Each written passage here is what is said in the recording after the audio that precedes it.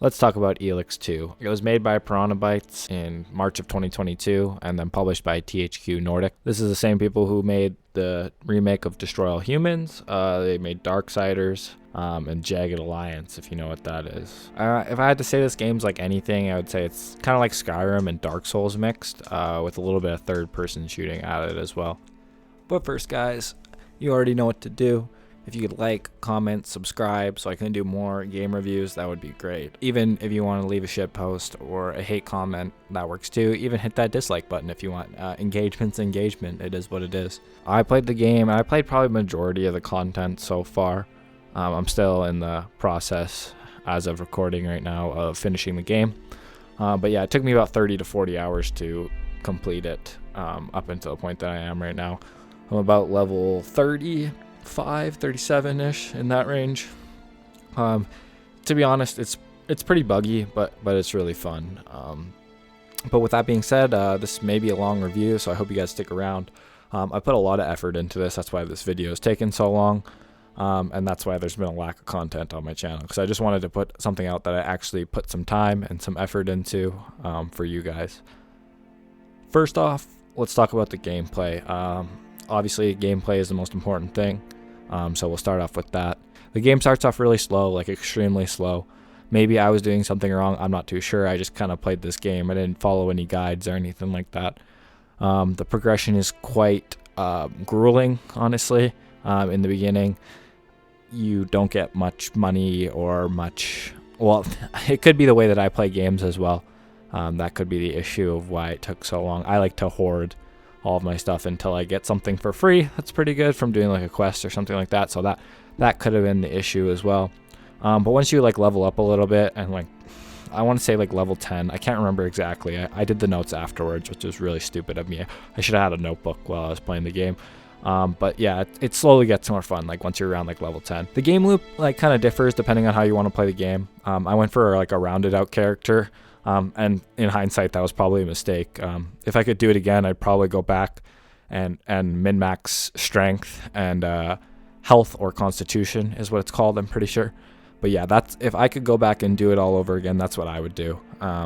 Maybe it would make the quests a little bit more doable in the beginning if I just focused all on strength, because you actually have to as well, and I'll go into this in more detail later, but you actually have to hit a certain dexterity level to actually use any of the lower level guns in the game. And I think it's about 35, and you start off around 10 or 12, 10 to 15.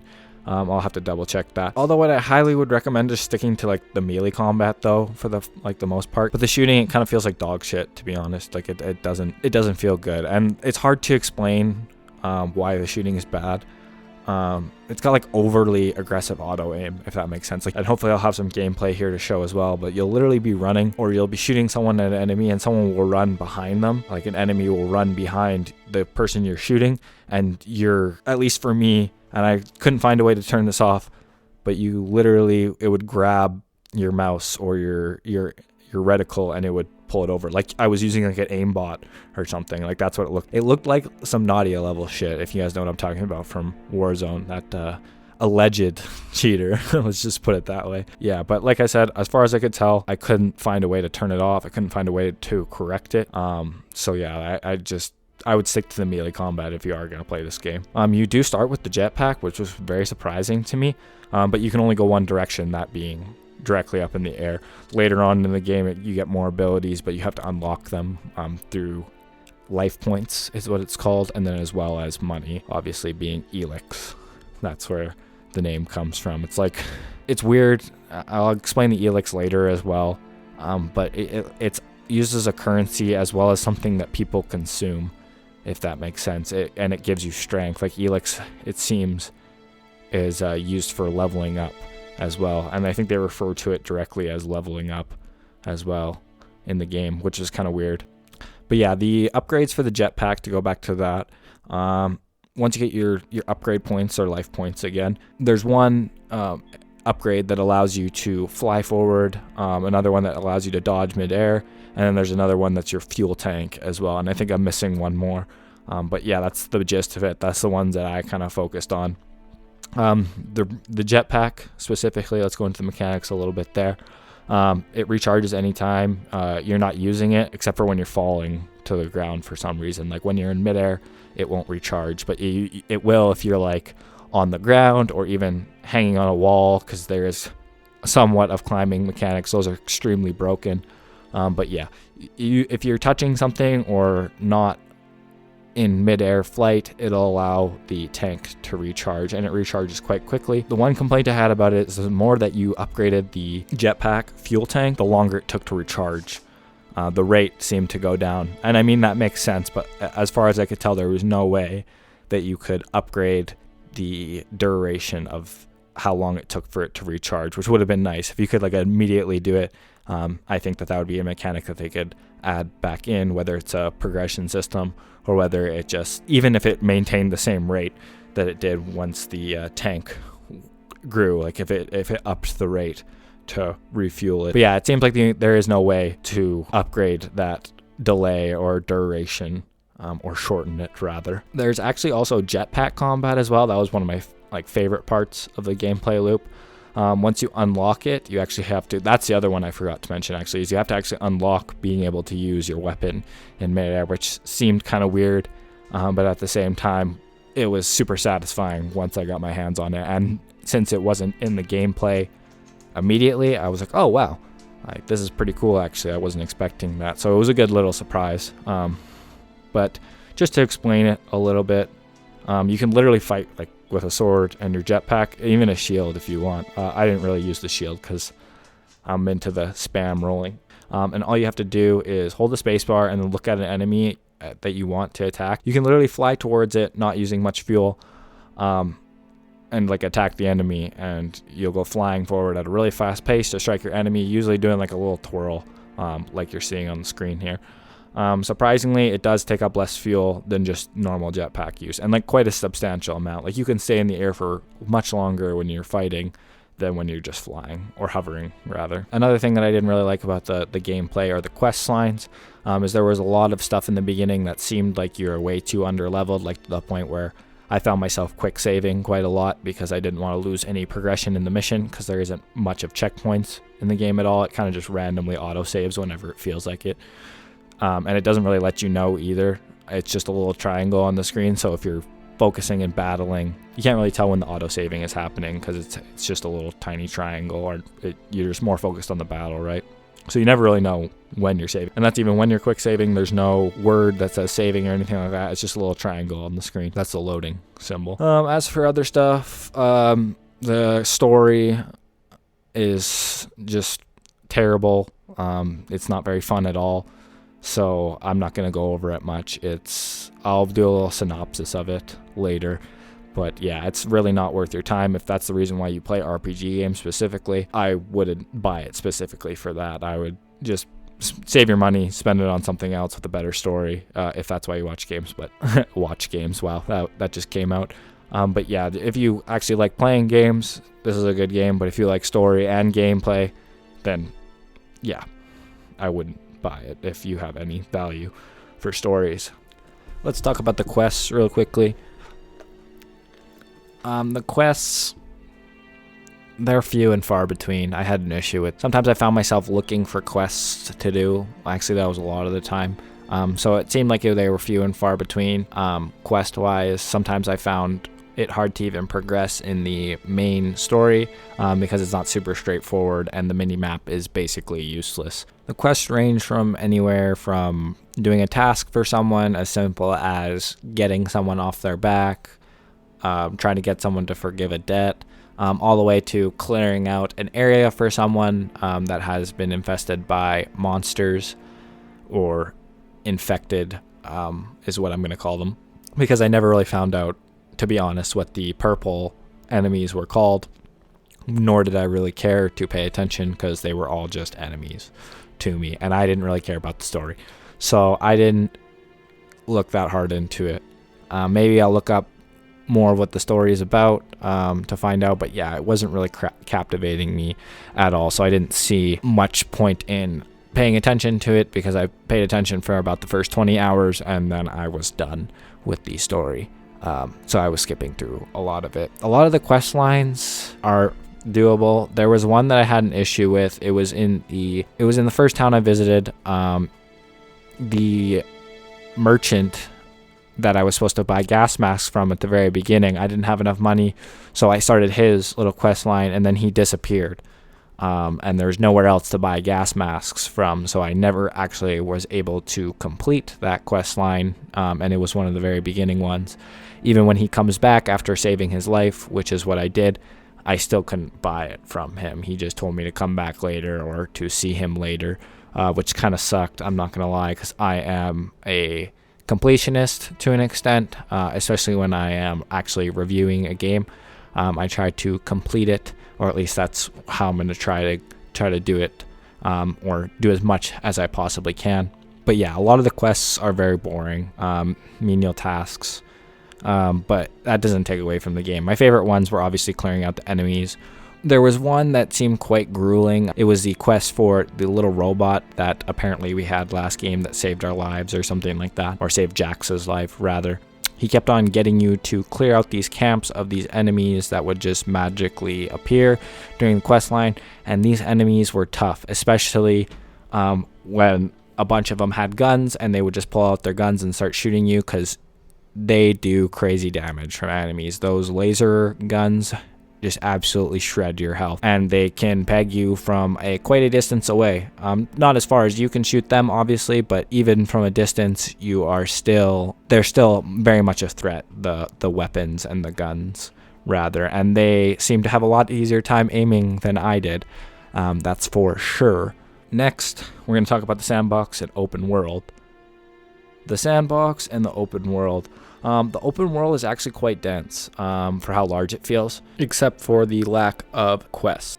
Traversing at the beginning really sucks because your ability to fly forward isn't unlocked yet, so when you're at the very beginning, you just get to fly up, and there is fall damage in this game, and it is quite glitchy as well. That's another thing that you never really know if you're going to take fall damage or not, but you know, it is what it is that way. Once you gain the ability and upgrade the jetpack to fly forward, traversing becomes so much more fun. You feel like fucking Superman, like an alien Superman. I guess Superman is alien, but you literally feel like Jesus almost. Is like almost untouchable. And once you can attack people as well, and once I figured that out, that made the combat even more fun. It's a little glitchy like everything is in this game, but yeah, it makes the game a lot funner once you're able to move forward and attack and all that kind of stuff. And it just makes the open world more fun as well, because it adds a dimension, being up in the air, and it makes climbing and stuff a whole lot easier. So you don't have to go up a specific pathway just to get to certain objectives or to explore the area. But to go back to why traversing the sandbox sucks before you gain the ability to fly forward, is that like every enemy is a threat. And I know that Synthetic Man said that this was why he liked the game, but at a point it just becomes too much, you know, because you have to take the long way or run around, because you literally have to spend like 20 to 25 minutes whittling down an enemy if it's strong enough, you know. Like I did try, and it's not very fun. So you have to be extremely careful in the early game if you want to make any type of real progression in a timely fashion. So there's no vehicles in the game, so jetpacking and running around and teleporting is your only way around town, which again, you are like Superman, so traversing becomes extremely fun, or at least I thought so. Just to talk about the teleporting a little, there's actual teleporter locations. Like, it's not just the way in Skyrim where you go into a town and you can teleport to that town now. That's not how this works at all. You have to actually discover the teleporters, and the way to discover them is you actually have to walk over top of them. So you have to make eye contact with them or see them or spot them, and then you have to run all the way over and then actually walk on top of the physical teleporter to get it to register as a teleporter location. You don't just get near them, like you have to physically touch them or run over them, which is really bad in my opinion. Like I would thought like getting near the vicinity would help, like, you know, within a few feet, few meters, whatever you want to say. But yeah, no, you actually have to physically touch them. And it's like, the big problem that I have with that is they're very hard to spot. Unless you know where the locations are already, there's no way you're just gonna find these by looking for them. You more just stumble across them in your journey, essentially. I think that a way to kind of fix this in development was just add a little more verticality to it, make them a little bit taller, or even add some like color, because they're just kind of like this gray-ish white, and it literally, they're super hard to see. So standing out a little bit more, I think, would help that a lot more. But other than that, that's pretty much it for traversing and the open world. There's a lot of little locations, there's a lot of enemies, and I feel like as the game progresses, I could be wrong, but I felt like the game world became more populated towards the end of the game than it did at the beginning, which is a nice touch if that is the case, because you're not having to deal with, like in the end game, if you want to go and fight someone, it's pretty easy to find a high level enemy to go and fight, and then the XP is always the same. It doesn't lessen or become more, depending on what level you are. It's just kind of flat across. So all the enemies are worth killing. Doesn't matter what point you're at. So I killed pretty much everything that was in sight that I could. Just giving the enemy one hit, shot, whatever it is, and seeing how much damage that did. But yeah, that's how I kind of gauged it. And then running away from enemies is, call me cowardly, but it's very easy in this game. You just, once you have the jetpack moving forward, upgrade, then you just go forward, and yeah, it's you can run away and get out of the enemy's range to keep following you very, very quickly. So let's talk about the inventory system a little bit. The inventory system is actually very good in my opinion. You have unlimited storage, which is the biggest bonus of it all. You don't have to worry about weight management, inventory management, or anything. It's very organized. It's all sectioned out in consumables, health items, buffs, that type of stuff, and it's very straightforward and not cluttered at all. So I did enjoy the inventory system, and I think that more games should adopt an inventory system like this, because it just made it a lot more fun for me. I didn't have to constantly worry about which item I needed to drop because I didn't have enough space, and that happens a lot in games like Skyrim, Fallout, any really Bethesda game, and most RPGs I've played are extremely like that. It just adds an element that I think that's unneeded. Yes, it's more realistic, but adding a weight element or an inventory space, yes, more realistic, but not as fun. You have to spend more time organizing, deciding what you're going to keep and what you're not going to keep, finding where to store those items so you can come back at a later date. So yeah, I really like this inventory system, and I definitely wish other development studios would implement this type of inventory system into their RPG mechanics, if that makes sense. There is a way to upgrade your weapons in this game, that being through not direct upgrades, but through adding relics or buffs to your weapons. The buffs consist of poison, fire, damage upgrades, but I personally went with the health upgrade. And basically what the health upgrades do is when you hit someone or you do damage to someone, you regain that health, or you regain a partial amount of health depending on what level of relic essentially you have, because there is different levels or stones essentially, and there's like small, medium, large ones. The better one you have, obviously the better the upgrade will be. That did help with the immense amount of healing items that you have to carry throughout this game. If you do want to play the game and not constantly have to reload your save or constantly die because you're running out of healing items, it's a nice little touch, because you just don't have to carry as much items or worry about it as much. There's another way to get back health. So that's the one that I used and I liked the most out of all of them. Let's talk about the quests. The quests they're few and far between. I had an issue with, sometimes I found myself looking for quests to do. Actually, that was a lot of the time.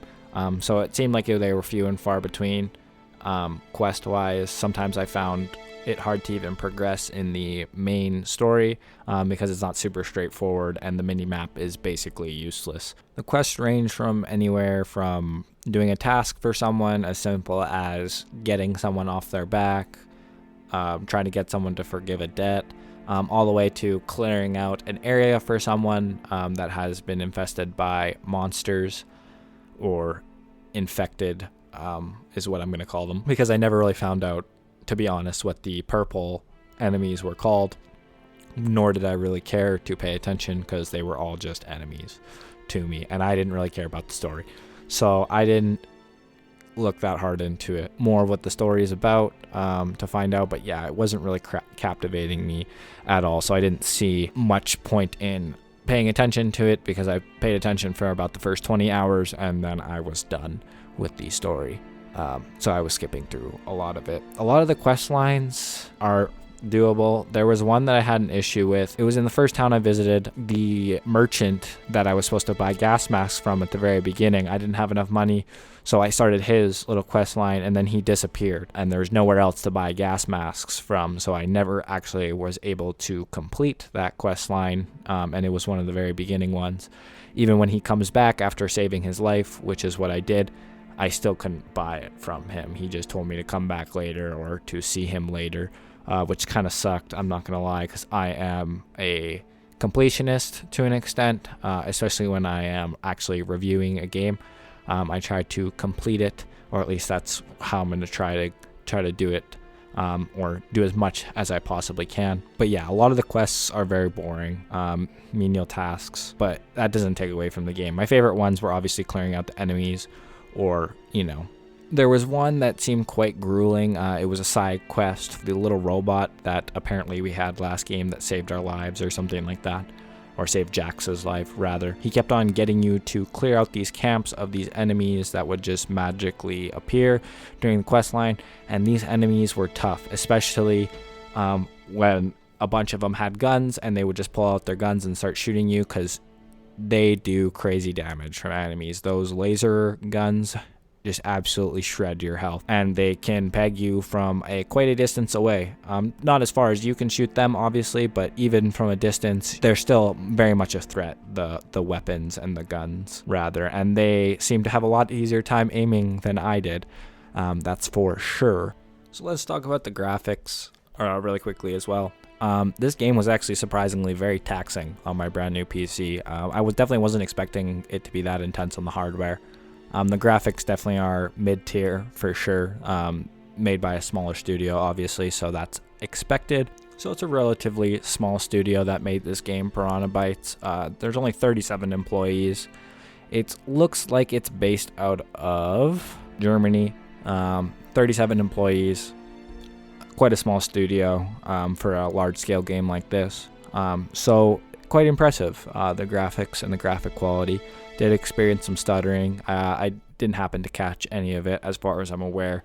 As of recording this in my gameplay, I didn't see any stuttering. The facial animations definitely weren't the best either, but that's alright. We don't care about graphics too much on this channel anyways. We'll play pretty much everything. But for a game that was released in 2022 with a small number of employees, that's definitely very impressive in my opinion. THQ Nordic actually owns Piranha Bytes as well, which is just a little fun fact. Makes sense that they published a game from a studio that they actually own, but as far as I can tell, this is the only studio, this is the only studio of note that they own, other than maybe like Rainbow Studios. I'm not familiar with any of the games they've made, but I have heard of them before. Rainbow Studios does off-road racing sims, it looks like, and I think that's where I have heard the name before. And here's the part I didn't want to talk about. Let's talk about the story real quickly. It's horrible. It's boring. There's a ton of dialogue. Like, we're talking an ungodly amount of dialogue, and it's boring. It's just this person talks, the other person talks, this person talks, the other person talks. And yeah, like I said earlier, I'm not going to spend too much time talking about this, but yeah, I'm just going to give a quick version right now. But yeah, here it is really quickly. The main character, being you, Jax, died in the last game, or at least everyone thought so. So you wake up in a random shed or shack, whatever you want to call it, and make your way to the Bastion, go home base or quest hub. You pick your son up along the way.